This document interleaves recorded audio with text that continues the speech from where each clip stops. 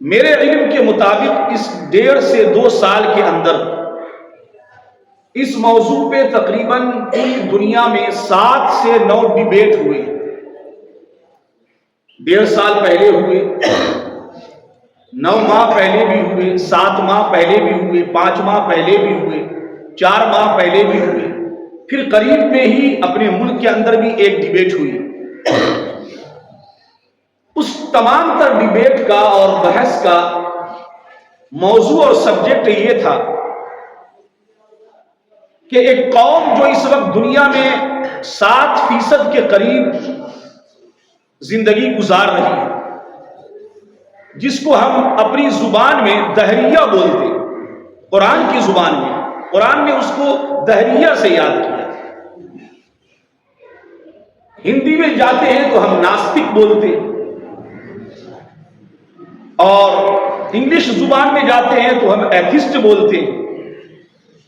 الگ الگ لفظ سے، الگ الگ زبانوں کے حوالے سے اسے الگ الگ لفظ سے یاد کیا جاتا ہے۔ قرآن کریم نے اس ایتھسٹ کے حوالے سے، دہریہ کے حوالے سے، لادین کے حوالے سے، بے دین کے حوالے سے کئی موقع پہ قرآن نے سینٹینس اتارے، باتیں کی ہے، اور انسانی ضمیر کو، دماغ کو جھنجھوڑا ہے۔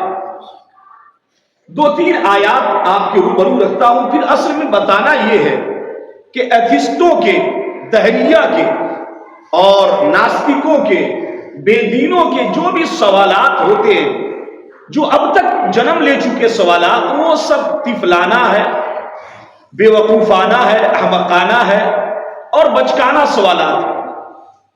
اور یہ تاریخ بتاتی ہے، پہلے تو ہم یہ جان لیں کہ اہل ایمان کے پاس جو کچھ ہے، یعنی جن جن چیزوں پر ہمارا ایمان ہے، اس تمام تر چیزوں کا بیس اور بنیاد ذات محمد مصطفیٰ صلی اللہ علیہ وآلہ وسلم، یعنی ان تمام تر نالج کا جو سورس ہے، جو ذریعہ ہے، اللہ ہے، اس کا نالج، اللہ ایک ہے، اس کا نالج، اللہ نے فرشتے بنائے، اس کا نالج، جنت بنائی، جہنم بنا رکھی ہے، اس کا نالج، آخرت کا وجود ہوگا، اس کا نالج، میرے پیغمبر سے پہلے ہزارہ پیغمبر دنیا میں آئے، اس کا نالج، قرآن اللہ کی کتاب ہے، اس کا نالج، یہ تمام تر جو نالج ہے، جو علم ہے، جو تعلیم میرے پاس ہے، اس کا ذریعہ واحد اہل ایمان کے پاس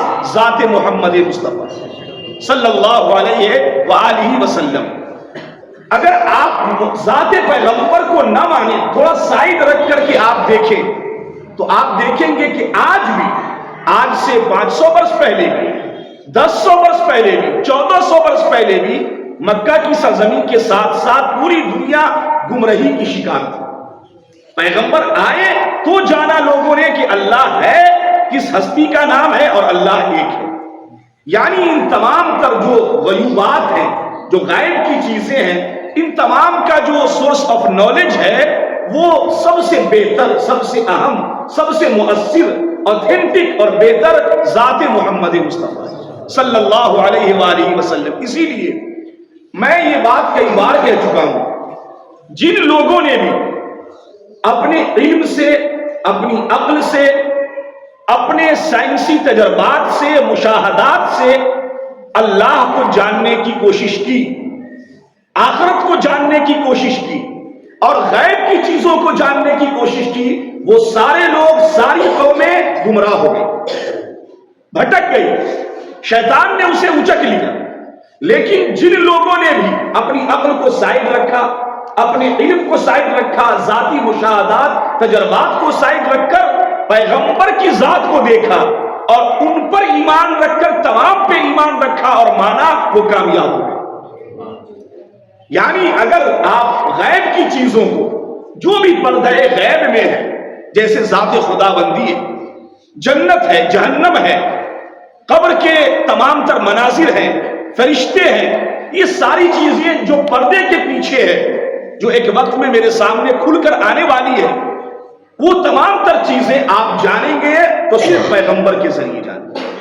آقائے کریم صلی اللہ علیہ وسلم کی ذات کے ذریعے جانے، اور پیغمبر نے قرآن کے ذریعے ہمیں تعلیم دی، جو قرآن اللہ رب العزت نے ان پہ اتارا، تو پیغمبر نے اس قرآن کے ذریعے ہمیں تعلیم دی، پیغام دیا، پہلے خود کو منوایا، پھر فرمایا جب مجھے مان گئے تو اب تم مانو کہ قرآن اللہ کا کلام ہے، اس میں کون کون سے سینٹنس ہے، کیا کیا جملہ ہے، اللہ کس کس انداز سے تمہارے ضمیر کو جھنجھوڑتا ہے، وہ پڑھتے چلے جاؤ۔ ان آیات بینات میں سے وہ آیت کریمہ جو ہم نے خطبے کے دوران تلاوت کی ہے، اللہ رب العزت ارشاد فرماتا ہے کیف تکفرون باللہ۔ قرآن کا انداز دیکھیں، وہ تمام ناستک، ایتھسٹ، دہریہ، بے دین لوگ جو کہتے ہیں بس یہ جو یونیورسل ہے اور یہ جو کائنات ہے بس یوں یہ حادثے کا شکار ہے، اتفاقی ہے، حادثاتی ہے، اور میری زندگی، میری موت، میرا رہن سہن یہ سب زمانے کے اثرات ہیں، دہر کہتے ہیں زمانے کو، یہ زمانے اور دہر کے اثرات ہیں، اس کے علاوہ اور کوئی چیز اس کے پیچھے کار فرما نہیں، اثر انداز نہیں۔ وہ سب کہتے ہیں یہ سب زمانے اور حادثات، یہ جو چیزیں ہیں زمانے کا اثر ہے اس میں۔ تو قرآن کریم نے ایسے لوگوں کو جھنجھوڑا۔ قرآن کا انداز دیکھیں، قرآن کریم کہتا ہے کیف تکفرون باللہ، کیسے تم اللہ کا انکار کرو گے، کیسے انکار کرو گے۔ یہ سیدھا سا ترجمہ میں کر رہا ہوں، بالکل سیدھا سلیس اور ایک بالکل آسان زبان میں۔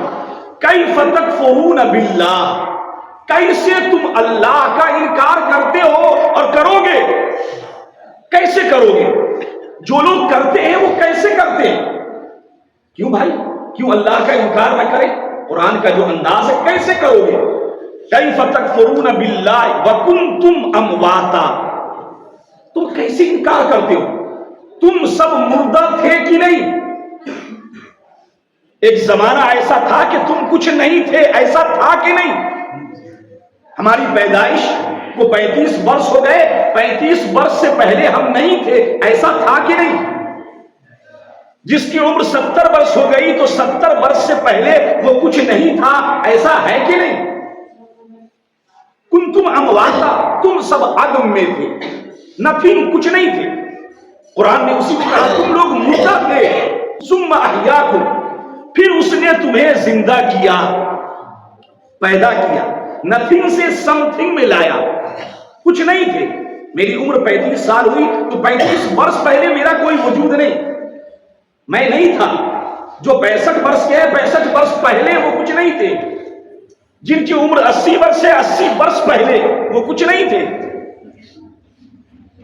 کنتم امواتا، تم مردہ تھے، کچھ نہیں تھے، ثم احیاکم، تو اس نے تمہیں پیدا کیا، زندہ کیا کہ نہیں؟ تم کہتے ہو میں 35 سال کا ہوں، 40 سال کا ہوں، 45 سال کا ہوں، تو تم زندہ ہوئے کہ نہیں؟ ٹھیک ہے صاحب، زندہ ہو گئے۔ ثم یمیتکم، پھر وہ تمہیں موت دے گا، پھر مارے گا، پھر ایسا لگے گا کچھ نہیں ہے یار۔ قبرستان میں جاؤ گے تو مٹیاں نظر آئیں گی، پھر کچھ نہیں ہوگا۔ ثم یحییکم، پھر مارنے کے بعد جب پھر وقت آئے گا پھر وہ زندہ کرے گا۔ ثم الیہ ترجعون، پھر پلٹا کر کے تم سب کو اسی کی طرف چلے جانا۔ 5 دعوے ہیں اس میں، اس آیت بینات میں۔ کیف تکفرون باللہ، یہ ایک الگ ایک جملہ، سوالیہ جملہ، کیسے تم اللہ کا انکار کرو گے اور کرتے ہو، یہ جملہ الگ رکھیں۔ پھر اس کے بعد دیکھیں کنتم امواتا، یہ پہلا دعویٰ، فاحیاکم دوسرا دعویٰ، ثم یمیتکم تیسرا دعویٰ، ثم یحییکم چوتھا دعویٰ، ثم الیہ ترجعون پانچواں دعویٰ۔ کیسے انکار کرو گے؟ پہلا دعویٰ، کیا تم مردہ نہیں تھے؟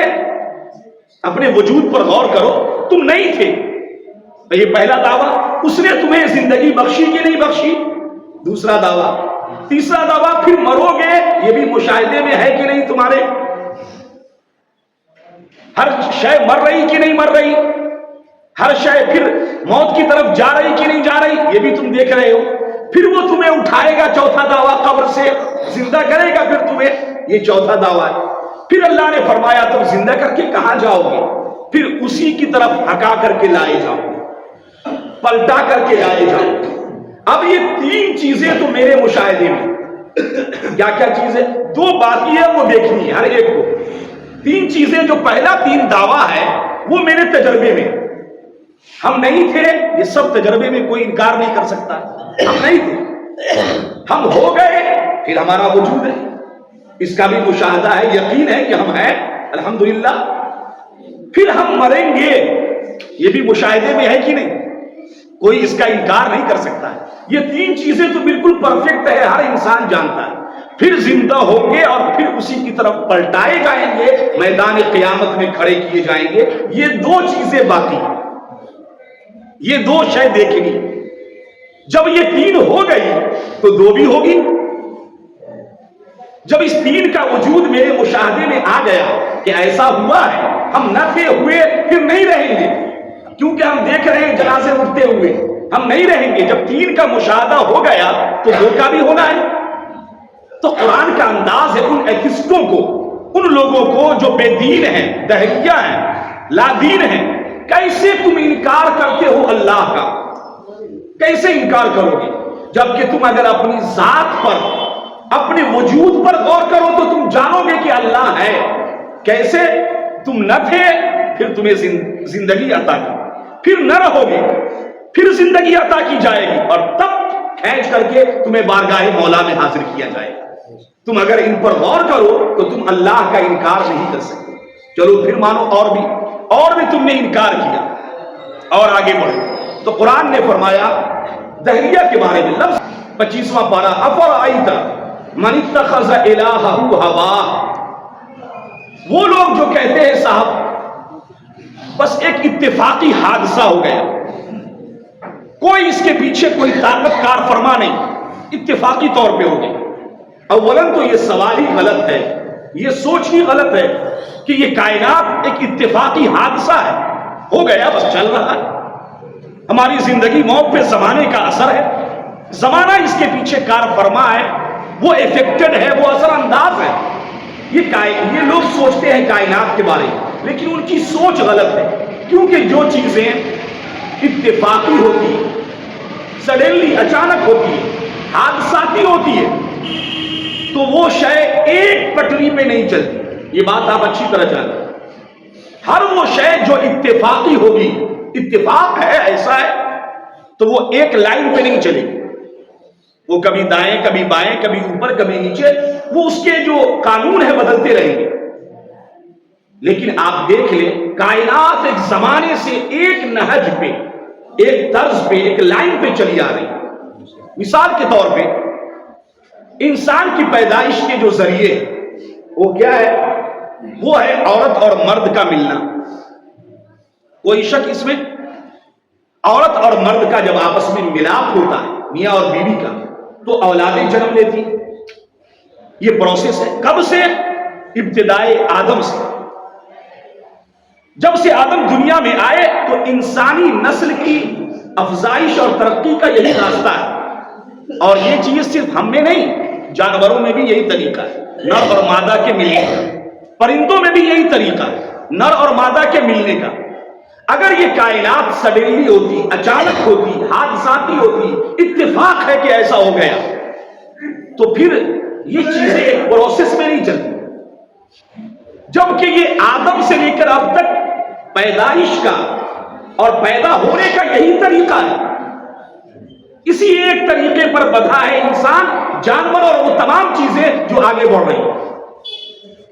یہ حادثاتی نہیں، حادثاتی چیز جو ایک طریقے پہ ہوئی، اگلا جو قدم ہوگا وہ بدل جائے گا، پھر اگلے قدم پہ وہ اور بدل جائے گا۔ تو جو چیزیں حادثاتی ہوتی ہیں، اچانک ہوتی ہے، کوئی حادثہ ہوا، اس حادثے کے وجود میں کائنات وجود میں آ گئی، بس اس وقت سے چل رہی ہے۔ جو سائنس کی جو باتیں ہیں یا دہریہ کی جو باتیں ہیں، ہم یہ کہتے ہیں یہ سوچ ہی غلط ہے آپ کی، کیونکہ جو چیز حادثے میں وجود میں آتی ہے اچانک، وہ ایک پٹری پہ نہیں چلتی۔ سورج روشنی دے رہا ہے، اگر یہ حادثہ ہے تو کل اسے ادھر سے نکلنا چاہیے، پرسوں اسے ادھر سے نکلنا چاہیے، ترسوں اسے ادھر سے نکلنا چاہیے، لیکن نہیں، جب سے سورج ہے تو وہ ایک سمت سے آ رہا ایک سمت جا رہا، طلوع ہونا ہے ایک سمت سے، غروب ہونا ہے ایک سمت میں، یہی تو ہے طریقہ نا۔ چاند کی ایک لائن کھینچی ہوئی ہے۔ تو جو شے حادثاتی ہوتی ہے، اچانک ہوتی ہے، اتفاقی ہوتی ہے، وہ کبھی بھی ایک پٹری پہ نہیں چلتی، یہ آپ جان لیں۔ فار ایگزامپل، بریک فیل ہو گیا اچانک کسی بھی گاڑی کا، تو آپ دیکھیں گے وہ ایک لائن پہ نہیں چلے، کبھی کسی سے ٹکرا جائے گی، کسی سے ٹکرا جائے گی، کیونکہ حادثہ ہو گیا نا، بریک فیل ہو گئی، تو پھر گاڑی ان کنٹرول ہے، اسے راستہ ملا گھس جائے گی۔ لیکن جب گاڑی چلانے والا جب چلاتا ہے تو پھر وہ نظم میں چلتی ہے، وہ پٹری پہ چلتی ہے، وہ سڑک پہ چلتی ہے، وہ دائیں بائیں دیکھ کر چلتی ہے۔ یعنی اگر گاڑی کا توازن بیلنس برقرار ہے تو آدمی سمجھ جاتا ہے ڈرائیور ٹھیک ہے، یہ اپنی پٹری پہ چلا رہا ہے، اپنے راستے پہ چلا رہا ہے۔ لیکن جو ہی بریک فیل ہوا، حادثہ ہوا، بریک فیل اچانک، تو وہ ان بیلنس ہو گیا۔ اگر یہ کائنات حادثاتی ہوتی، جیسا کہ ناستک بولتے، ایتھسٹ بولتے، تو پھر یہ ایسا ہوتا کہ انسان کی پیدائش کا ایک طریقہ ایک زمانے تک ایسا تھا، عورت اور مرد کا ملاپ، پھر حادثہ ہے، پھر بدل گیا، پھر مرد پیدا کرنے لگے، بغیر ملاپ کے پیدا ہونے لگا۔ لیکن نہیں، جانور ہوں کہ پرندے ہوں کہ چرند ہو کہ انسان ہو، پیدائش کا جو طریقہ اس وقت بنا وہی طریقہ آج بھی۔ یہ دلیل ہے اس بات کی، اتفاق نہیں ہے، یہ حادثہ نہیں ہے، بلکہ اس نظم میں اور اس لڑی میں پیرو کر چلانے والی کوئی ذات موجود ہے، کوئی شخصیت ہے جو اس نظم میں پیرو رکھی ہے۔ ورنہ حادثے تو بدلتے رہتے ہیں، اس کے اینگلز بدلتے رہتے ہیں، اس کے زاویے بدلتے رہتے ہیں۔ تو قرآن کریم نے کہا ایتھسٹوں کے بارے میں، قرآن کہتا ہے افرأیت من اتخذ الہہ ہواہ، اے پیغمبر آپ دیکھیں گے بہت سارے لوگوں نے اپنی طبیعت ہی کو خدا بنا لیا، اپنے من کو، ان کے من نے چاہا صاحب کوئی خدا نہیں، بس میری طبیعت ہے اپنا۔ وَأَضَلَّهُ اللَّهُ عَلَىٰ عِلْمٍ، آپ یہ مت جانے کہ ایتھسٹوں کے پاس علم نہیں، انسانی سوچ کے اعتبار سے وہ پڑھے لکھے، لیکن قرآن کہتا ہے علم ہونے کے باوجود اللہ نے اسے گمراہ کر رکھا ہے۔ علم ہے، وَأَضَلَّهُ اللَّهُ عَلَىٰ عِلْمٍ، اللہ نے اس کے علم کے باوجود، وہ دماغ تو لگا رہا ہے، علم ہے اس کے پاس، علمی ڈیبیٹ کرنا چاہتا ہے، لیکن اس تمام کے باوجود یہ علم بیکار ہے، اس کا یہ علم اسے گمراہ کر رہا ہے۔ یہ قرآن کی بولی، وَأَضَلَّهُ اللَّهُ عَلَىٰ عِلْمٍ، علم ہونے کے باوجود گمراہی کے راستے پر ہے۔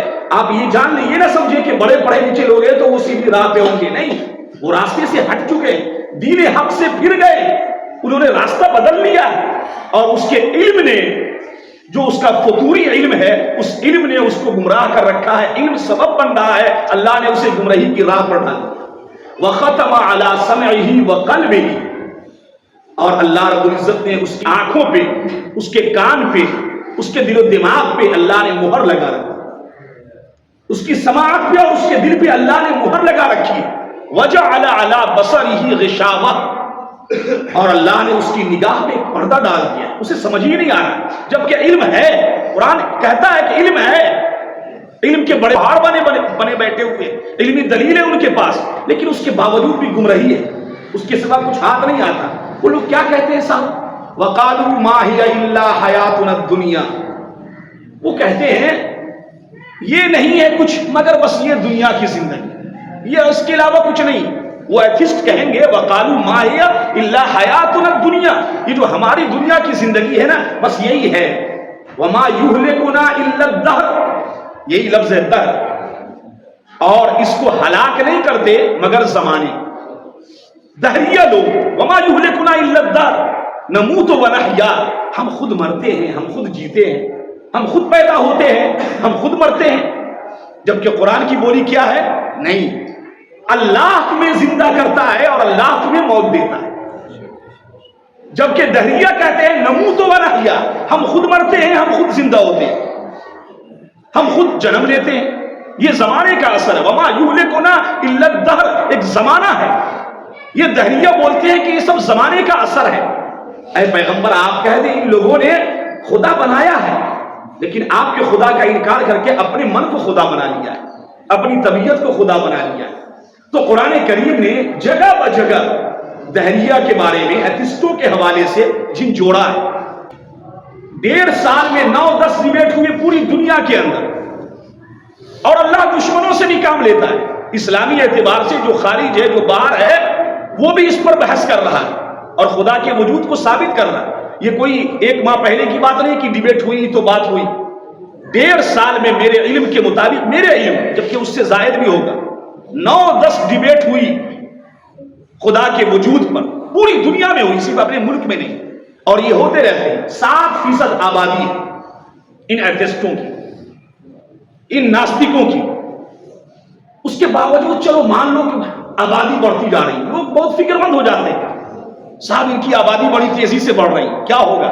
سنو 1 منٹ غور سے, قرآن پہ پڑھو, قرآن سمجھو تو قرآن کیا طاقت دیتا ہے. قرآن کیا کہتا ہے؟ ایتھسٹ ہو جائیں, خدا کے منکر ہو جائیں, انکار کر بیٹھے, اپنا علم تمہارا خدا ہے, اپنی طبیعت خدا ہے, تم جس کو خدا مانو. قرآن کیا کہتا ہے؟ وَمَنْ كَفَرَ فَإِنَّ اللَّهَ غَنِيٌّ حَمِيدٌ. کیا قرآن نے طاقت دی ہے؟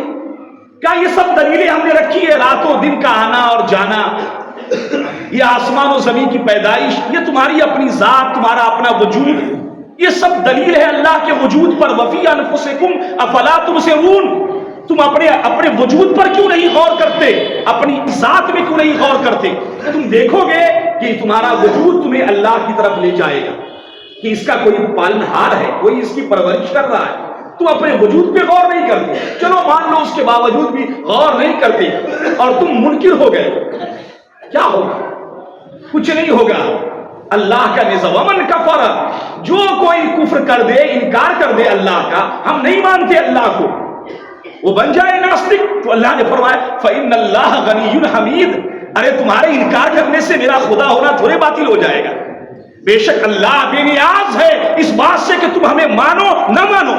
جو مانتا ہے اس کے ماننے سے بھی اللہ کا کوئی فائدہ نہیں, اور جو نہیں مانتا اس سے بھی اللہ کا کوئی بال بیکا نہیں. جو مانتا ہے اپنے بھلے کے لیے مانتا ہے, جو نہیں مانتا اپنا برا کرتا ہے. اللہ بے نیاز ہے, وہ ہمیشہ تعریف کے لائق ہے. کوئی مانے نہ مانے, لوگ عجیب بے چین ہو جاتے ہیں. صاحب اتنے سارے لوگ بولنے لگے آبادی بہت تیزی سے, ارے بڑھنے دو نا, کیا ہو گیا؟ اللہ جو نظام چلا رہا ہے وہ ہم سے زیادہ دیکھ رہا ہے. بحث کر رہے ہیں, کوئی فرق نہیں, ان کے سوال بچکانا ہے. آخری بات بتاؤں, ابھی جو فی الحال ڈیبیٹ ہوئے, جو 13 ماہ پہلے ڈیبیٹ ہوئے امریکہ کی سرزمین پر, اس کے بعد ایک اور ڈیبیٹ ہوئے 9 ماہ پہلے. میں اس طرف نہیں جاتا. ابھی جو اپنے ملک میں ایک ڈیبیٹ ہوئی, اس ایتھسٹ کا, اس ناستک کا جو ایک کتنا بچکانا سوال ہے, میں کبھی سوچا تو بڑا ہنسنے لگا.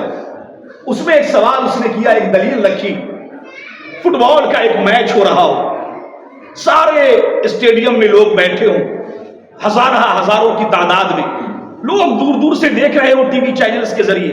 اور کیوں نہیں ایسا ہوتا کہ کوئی آ کر بولے میں خدا ہوں, تو لوگ مان لیتے. اتنی رازداری کیا ہے؟ ابے کھامڑ, ابے گدھے. میں کہتا ہوں, تم کہتے ہو کہ مان لیتا, ایک بھی شخص بھی نہیں مانے گا. اگر کوئی کہہ دے آ کر ٹی وی میں کہ میں خدا ہوں, ایک بھی نہیں مانے گا, ایک بھی نہیں مانے گا. تم کہو گے دلیل کیا ہے؟ بتا رہا ہوں. آؤ تمہیں لے چلے مکہ کی سرزمین پر. آج سے 1500 برس کے قریب جب ایک شخص نے 40 سال زندگی گزارنے کے بعد کوہ صفا پہ کھڑے ہوئے, اور کھڑے ہونے کے بعد وہ ذات تھی جس کو لوگوں نے سچا کہا تھا, امانت دار کہا تھا, غریبوں اور بے سہاروں کا سہارا کہا تھا. جب وہ ذات کھڑی ہوئی کوہ صفا پہ اور پہلے اپنے وجود کو منوایا, اپنے کیریکٹر و کردار کو منوایا, اور ہر طرح سے جب قوم کو باندھ دیا کہ تم میرے وجود, میرے کیریکٹر کے منکر نہیں ہو سکتے ہو, تب کہا سنو اے لوگو, اے اللہ ایک ہے, میں اس کا نبی بن کے آیا. مانا کسی نے؟ ارے کسی ایک نے بھی مانا. جب پہلی بار مصطفیٰ نے جو سماج میں تھے, زندگی گزار چکے تھے, 40 سالہ زندگی, لوگ امانت دار کہتے تھے, اچھا کہتے تھے, اخلاق مند کہتے تھے, ذات خدا کے مظہر بن کر آئے, تشریف لائے دنیا میں, اور ہر اعتبار سے قوم سراہ رہی تھی. وہ ایک سماج میں کھڑے ہو کر پہاڑی پہ کہتے ہیں لوگوں میں اللہ کا نبی ہوں, ایک اللہ کی عبادت کی طرف تمہیں بلاتا ہوں. ایک شخص نہیں مانا, بلکہ یہاں تک کہ بد دعا دی ایک ظالم نے, اور کہا لہٰذا جماعتنا یا محمد, کیا تم نے ہمیں اسی کام کے لیے یہاں اکٹھا کیا ہے؟ کہ ہماری جو پرمپرا چلی آ رہی ہے ہم اسے چھوڑ دیں. ایک شخص نہیں مانا. وہ اتنا بڑا گھامڑ گدھا پڑھا لکھا کہ ٹی وی میں آ کے بول دے تو لوگ مان جائیں گے. اب ایک بھی نہیں مانے گا. اگر خدا کو ماننا ہے تو سائنس نہیں بتا سکتی, عقل نہیں بتا سکتی. علامہ اقبال نے کہا گزر جا عقل سے آگے کہ یہ نور چراغ راہ ہے, منزل نہیں ہے. عقل تمہیں خدا کا پتہ نہیں دے سکتی, عقل تمہیں خدا تک نہیں پہنچا سکتی, کیونکہ عقل کی ایک لمٹ ہے, سائنس کی ایک لمٹ ہے.